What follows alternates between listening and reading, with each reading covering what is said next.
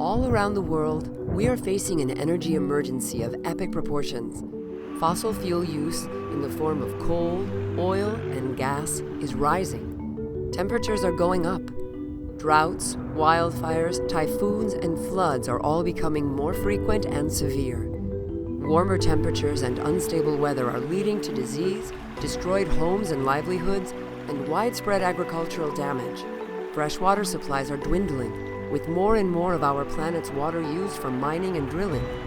The World Health Organization reports that in 2012 alone, poor air quality, largely the result of burning fossil fuels, claimed the lives of 7 million people. And even with annual increases in energy generation, there are still more than 1.3 billion people worldwide without electricity, and another billion with unreliable access.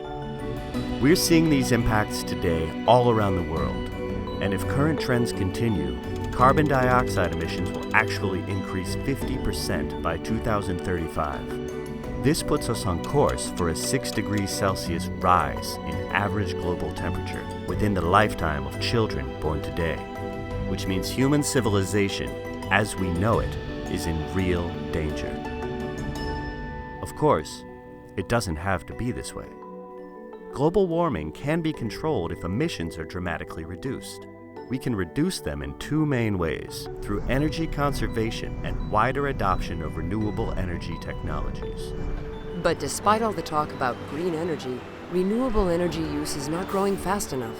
Today, modern renewables like wind and solar account for just 0.3% of total energy supply.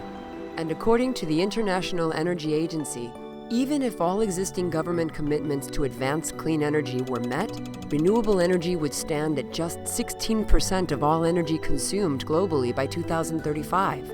That's not enough to make the change we need. Studies show that we could have a system powered by 100% renewable energy in about 25 years. So why isn't this happening? It's simple.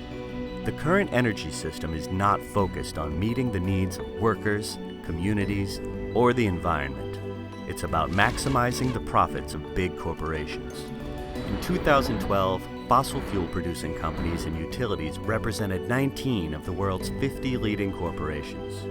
In the US alone, the top 5 oil companies amassed almost $1 trillion in profits over the last decade. These are the same corporations that force workers into unsafe conditions, break unions, and seek to roll back democratic and human rights.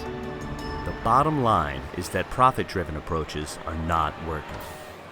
Real change can only happen if there is a shift in power toward workers, communities, and the public. There's a name for this shift. We call it energy democracy. Energy democracy offers a public sector approach to an energy transition grounded in the belief that people and communities should have the right to control their energy future. Energy democracy would replace the profit-driven energy industry with democratic control and social ownership over energy resources, infrastructure, and options. Energy democracy would involve a planned and orderly transition to renewable energy, wind, solar, geothermal, and tidal power over a period of 2 or 3 decades. Profit-seeking private companies would be replaced by community-owned facilities and reclaimed utilities. Workers presently in fossil fuels would be protected, and millions of new jobs would be created. Energy democracy would transform energy into a public good, developed and delivered as a public service for the benefit of everyone, including those who currently lack electrical power. And since the power generated by the sun, the wind, the earth, and the tides doesn't have a price tag, the costs of making this transition could quickly be recovered, with enormous social and environmental benefits. So how do we get there? The answer is that we, the workers of the world, must come together to demand and create this change.